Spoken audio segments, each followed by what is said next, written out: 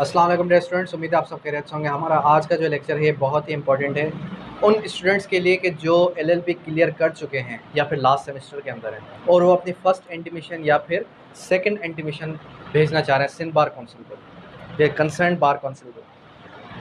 अब स्टूडेंट्स अक्सर ये सवाल पूछते हैं कि सर किस तरीके से हम जो है फ़र्स्ट इंटीमेशन सेंड करें, सेकेंड इंटीमेशन सेंड करें, और अब तो ऑनलाइन रजिस्ट्रेशन हो चुकी है तो ऑनलाइन का क्या प्रोसेस है।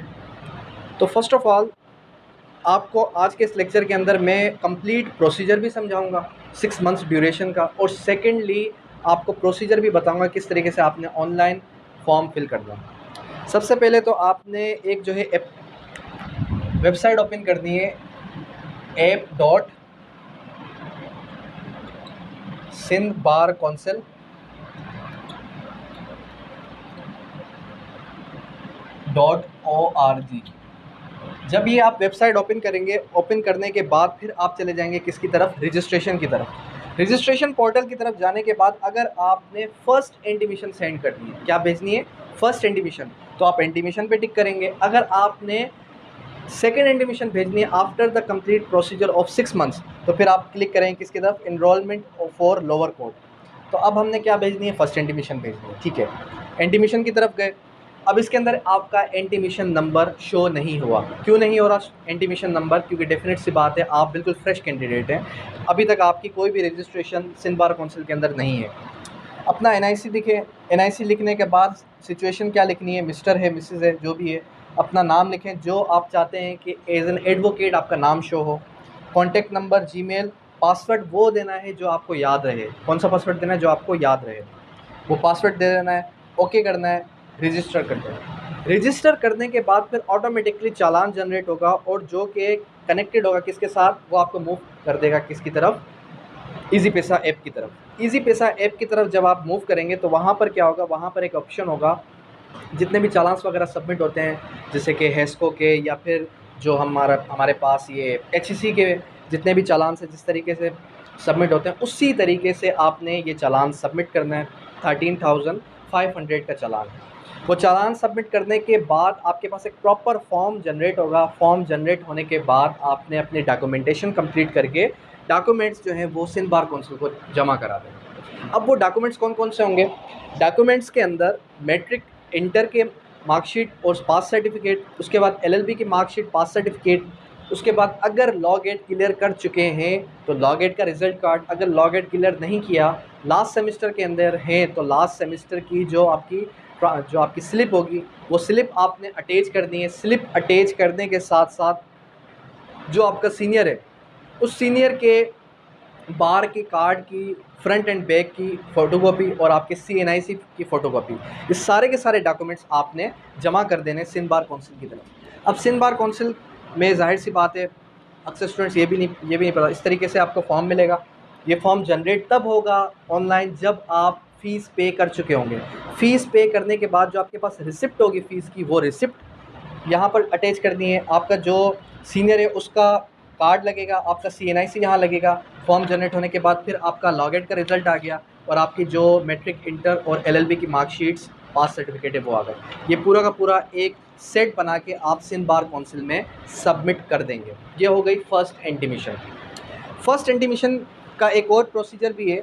लेट सपोज़, फॉर सपोज़ कि आप लास्ट सेमेस्टर के अंदर है और आपको कन्फ्यूजन क्रिएटेड है कि हो सकता है मैं 6 महीने के अंदर लॉ गेट क्लियर ना कर पाऊँ, हो सकता है कि मैं 6 महीने के अंदर LLB क्लियर ना कर पाऊँ, तो आप 6,000 रुपीज़ भी पे कर सकते हैं थ्रू चालान। 6,000 रुपीज़ पे करने के बाद आपको एक 50 रुपीज़ का एफिडेविट भी देना होगा, जिसके अंदर आप ये बात लिखेंगे कि इन केस अगर मैं जो है 6 मंथ्स के ड्यूरेशन के अंदर लॉ गेट या LLB क्लियर क्वालिफाई ना कर सका तो मैं ये 6,500 या 6,000 रुपीज़ क्लेम नहीं करूँगा। ठीक है, अंडरस्टैंड। उसके बाद अक्सर स्टूडेंट्स ये टाइम बचाने के लिए भी ऐसा करते हैं। ठीक है, फर्स्ट इंटीमेशन सेंड हो गई। फर्स्ट इंटीमेशन सेंड करने के बाद का क्या प्रोसीजर है? फर्स्ट इंटीमेशन आपने सेंड कर दी। अब फर्स्ट इंटीमेशन सेंड करने के बाद आपके पास 6 मंथ्स का ड्यूरेशन है। 6 मंथ्स के ड्यूरेशन के अंदर आपने एक तो लॉ गेट भी क्लियर कर दी है जिसके अंदर आपके 50 मार्क्स हों any how, law get clear करने के बाद आपने एक और कोर्स भी कंप्लीट करना होगा जिसको हम नाम देते हैं BVC, बार वोकेशनल कोर्स, बार वोकेशनल ट्रेनिंग कोर्स, जो कि 2 वीक्स का होता है, ठीक है। और इस कोर्स के बाद फिर आप क्या करेंगे, इस कोर्स के बाद आप वेट करेंगे आपके 6 मंथ्स कब पूरे हो रहे हैं। जैसे ही आपके 5 मंथ्स पूरे हों या 6 मंथ्स कंप्लीट होने वाले हों तो आपने फ़ीस जो है जमा कर लेनी है 6। अब जो फ़ीस है उसके ऊपर भी कॉन्फ्लिक्ट टैक्स है स्टूडेंट्स का, सर फीस कितनी है कितनी नहीं है। अगर आप 30 ईयर्स से कम हैं तो डेफिनेट सी बात है आपकी रिमेनिंग फ़ीस होगी 19,200। अगर आप 30 ईयर्स से अबव हैं तो आपकी फ़ीस जाके बनेगी 25,000 प्लस। अगर आप 40 ईयर्स से प्लस हैं तो फिर आपकी फ़ीस बनेगी 40,000 रुपीज़ तक सेकेंड इंटीमेशन की। सही है। अब सेकेंड इंटीमेशन के अंदर कौन कौन से डॉक्यूमेंट्स रिलाइड हैं और सेकेंड इंटीमेशन का फॉर्म किस तरीके से जनरेट होगा। सेकेंड इंटीमेशन के फॉर्म के अंदर वो भी इस तरीके से आपने एक पूरा प्रॉपर जो है ऐसा एक फॉर्म बनाना है। सेकेंड इंटीमेशन के लिए दोबारा से आपने वेबसाइट पे जाना है, इसी वेबसाइट पे, सेम वेबसाइट पे।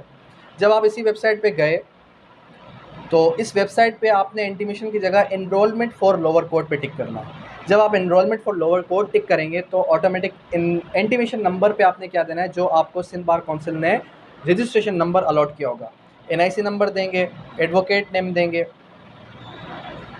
और फिर रजिस्टर अगर आप ऑलरेडी है तो आप लॉगिन करेंगे प्रॉपर्ली। लॉगिन किस तरीके से करेंगे, लॉगिन इस तरीके से करेंगे, अपना नाम और नीचे पासवर्ड लिखेंगे और इंटीमेशन फॉर लोअर कोर्ट पे टिक करेंगे। तो फिर कंप्लीट डिटेल आपने यहाँ पे लिखनी होगी, अपने सीनियर की भी और अपनी भी। सही है। डिटेल लिखने के बाद फिर दोबारा से चालान जनरेट होगा। चालान जनरेट कितने का होता है वो डिपेंड करता है आपकी एज पे। सही है। सेकेंड इंटीमेशन के अंदर आपने कौन कौन से डॉक्यूमेंट सबमिट करने हैं। अच्छा, ये जो मरहला है लॉ गेट का और बीवीसी का तो बहुत ईजी है। लॉ गेट का स्टूडेंट्स कहते हैं कि सर बड़ा टफ है, तो वो भी मैं आपको क्लियर कर दूंगा। अच्छा, सेकेंड एडमिशन के अंदर करना कुछ इस तरीके से कि आपने कौन कौन से डॉक्यूमेंट्स देने हैं। फर्स्ट ऑफ ऑल मैट्रिक के डॉक्यूमेंट्स, फिर इंटरमीडिएट,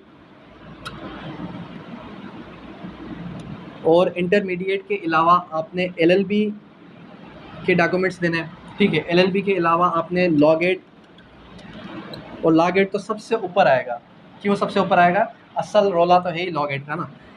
अच्छा, लॉ गेट का भी रिजल्ट कार्ड दे दिया आपने। उसके अलावा आपने क्या करना है, 10 केसेस की लिस्ट देनी है, लिस्ट ऑफ 10 केसेस। 10 केसेस की लिस्ट किस लिए कि आप अपने सीनियर के साथ इस 10 केसेस के अंदर अपीयर हो चुके हैं। ठीक है। और उसके अलावा क्या होगा, 2 कैरेक्टर सर्टिफिकेट।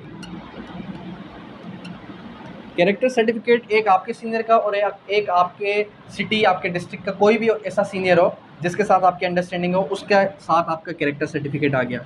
फिर क्या होगा, फिर आपने जो एक एफिडेविट बनवाना है, वो एफिडेविट भी मैं आपको शो कर देता हूँ। एक तो फर्स्ट ऑफ ऑल आपने एक एफिडेविट ग्रीन पेपर पे ऐसी एक एप्लीकेशन लिखनी है जिस पे आपने लिखना है नेमली डैश डैश, जो आपका एड्रेस है वो आपने एड्रेस लिख लिया। Hereby declare that I am going to start my legal practice as an advocate after 2 months of my enrolment in Sindh bar council. सही है। ये आपने खुद से लिख के सबमिट कर देनी है।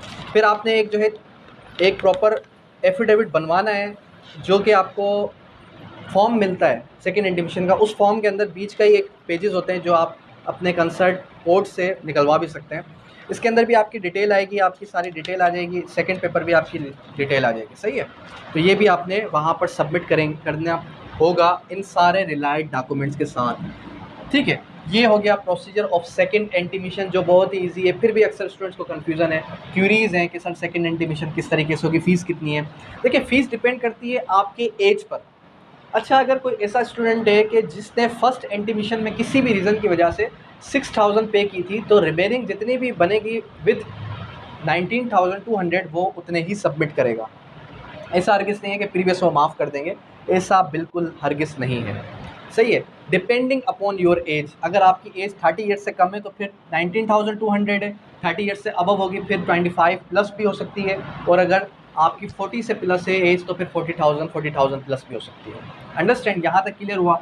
अच्छा, अब जाहिर सी बात है कि बार काउंसिल की जो फ़ीस है वो है 5,000 रुपीज़ पर ईयर।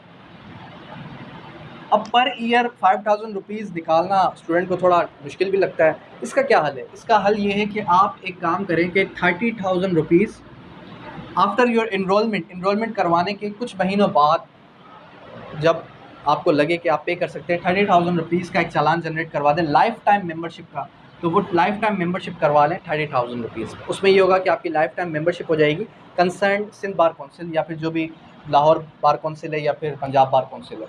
बाकी जो आपकी जो डिस्ट्रिक्ट है वहाँ की जो फ़ीस है वो बनती है 1,000-1,500 रुपीज़, वो तो आपने देनी होगी हर साल। अंडरस्टैंड? तो ये बिल्कुल ही सिंपल प्रोसीजर है first intimation to second intimation. इसमें कोई हार्ड एंड फास्ट ऐसी चीज़ नहीं है जो आपको समझ में ना आई हो। इवन दो अगर किसी स्टूडेंट को कोई भी डॉक्यूमेंट रिक्वायर्ड है जो समझ में नहीं आता किस तरीके से जनरेट होगा, तो वो भी मुझसे गिवन नंबर पर कॉन्टैक्ट कर सकता है।